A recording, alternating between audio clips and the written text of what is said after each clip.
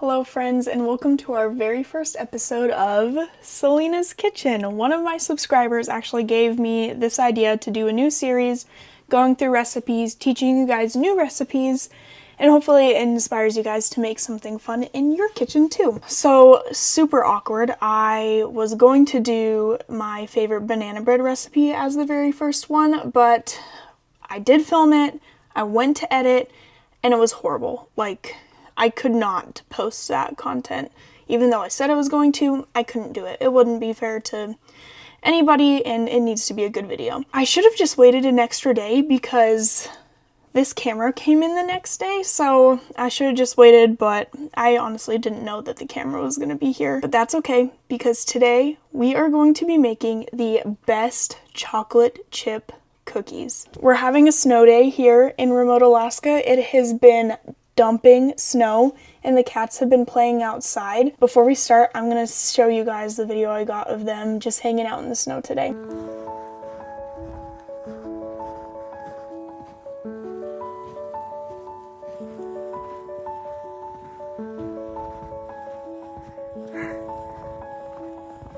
Ozzy?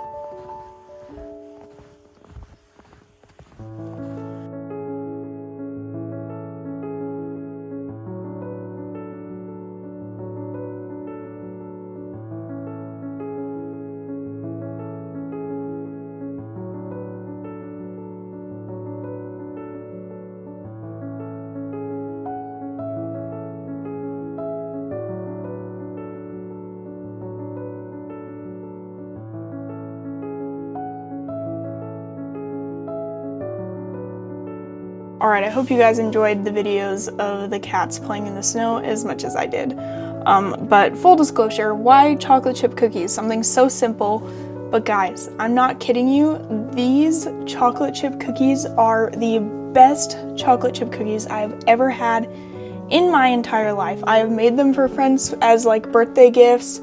For Valentine's Day this year, I actually made ice cream sandwiches with this cookie recipe, and instead of chocolate chips, I added just Valentine's Day sprinkles to them, and they were so good. These cookies are hard on the bottom, yet so soft in the middle. I'm not kidding you, they are the best chocolate chip cookie you're ever gonna have.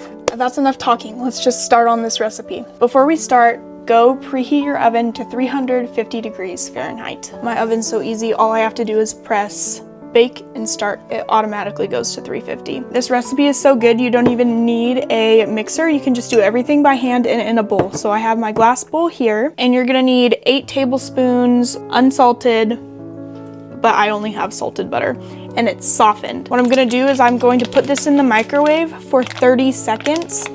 Not till it's completely melted, but still a little soft. We don't want it completely melted or it ruins the chemistry a little bit. My microwave is actually not in my kitchen, it's in my hallway pantry, so I'm gonna go and nuke it really quick.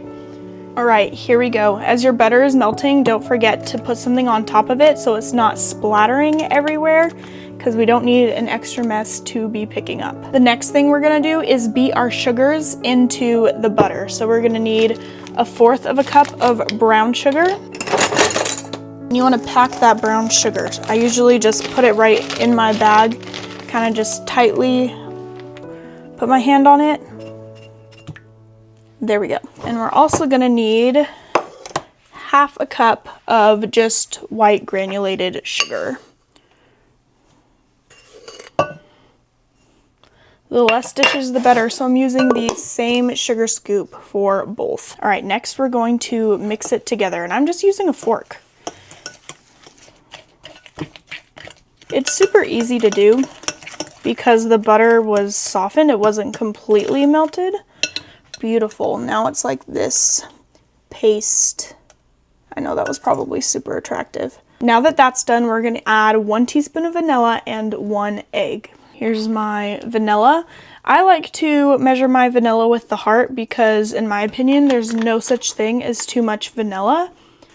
It's so good. It's like butter. It makes everything better. What I do with eggs, so I'm not getting messes everywhere, is I get a paper towel and I'll just crack it on the paper towel and put it right into the batter. And don't forget, after you work with the eggs, wash your hands. At the resort in the summertime, we save all our eggshells and we use them as like fertilizer for our garden. So we save them all. My mom takes them and she dries them out, like she puts them in her oven to dry out, and then they'll crush them, like blend them, and the house when she does that smells horrible. I never can work from home when she's doing that. And then we'll put it in the garden and it helps with the plant's growth. That was a sidetrack. Okay, now that we have egg and vanilla in here, the key is to not over mix. So we're gonna mix it in enough, but not too much. This also keeps it nice and fluffy. Fantastic. And if you need a time frame for how much to beat it, around 10 to 15 seconds is perfect. Don't do more than that. We're going to add all of our dry ingredients to here, and we're just going to mix it enough until it's crumbly. So we're gonna add 1.5 cups of flour. Then we're gonna need 1/2 teaspoon of baking soda, about 1/4 teaspoon of salt. Just gonna measure with the heart. Now we mix. You can already see it coming together. I'm not even kidding you. I found this recipe. I don't even remember where. I think it was on Pinterest or something, or even Instagram. But I found this recipe and it was right before my best friend's birthday, and she lives in Anchorage, and I made them for her and sent her a little tin of them for her birthday, and she loved them. And then the next time I made them, I also sent her a little tin of them, but I forgot to put her name on the packaging, so I asked my husband to do it, and her name is Karis. So he sent it to Anchorage. Karis goes, and she's like, I couldn't find it. No one saw it, and they're like, the only cookies that came from Port Alsworth said Charles on them. Charles? Well, he's one of our office workers. He was one of our office workers, so I was like, okay, strange. Those weren't from me. Those were my cookies. My husband's handwriting looked like it said Charles, not Karis. So Charles said those were the best cookies he's ever had. And then I made another batch to send for Karis. Next, we're gonna put in about 3/4 cups of chocolate chips, but honestly, add as much as you want. I use semi-sweet. I think that was way too many. Okay, I think I overdid it on the chocolate chips side of things. I think I wanted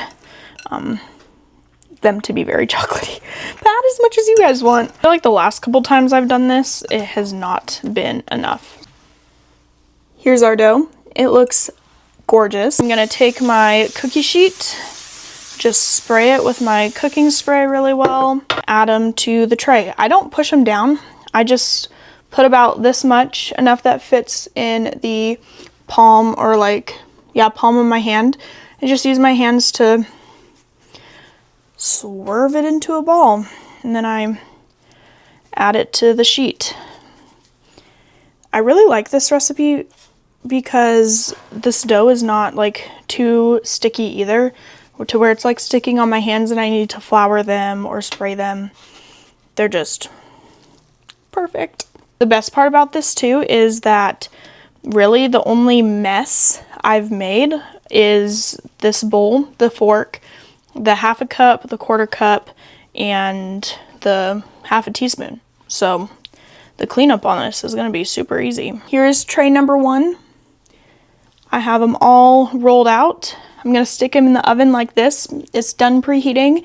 I'm going to do them for about 8 minutes, and then I'll pull them out. Alrighty, I got 2 pans in the oven. We have a couple minutes left. I have only 4 cookies left, so I will put those on a pan once those ones come out and they're cooled.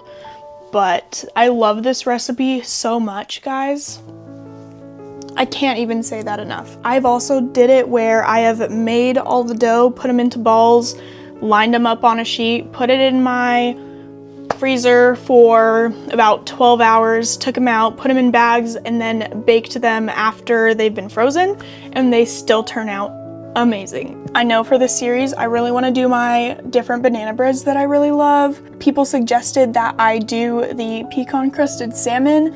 That will be one that I do. I love making bagels, so we'll also do bagels one time. I also have the apple pie bread that is super good that we'll make. So we have a really nice set of different ones to do still. So I'm really excited to teach you guys some new recipes or go through some old familiar ones too. This is gonna be fun. And now, the worst part, the waiting game until the cookies are done. There's 2 minutes left, but look at these top ones. Oh my gosh, they look amazing already.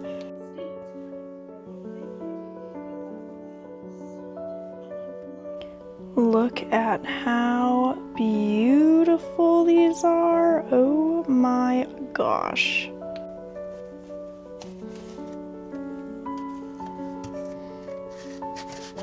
Just look at the bottom of that cookie, and yet how gooey it still is at the top. These are perfect. Here we go. In total, this size of cookie, I made 24 exactly, so pretty good amount. Let's break into one. Oh my word. Okay, I need to like flip it all the way around. Oh, it is so gooey.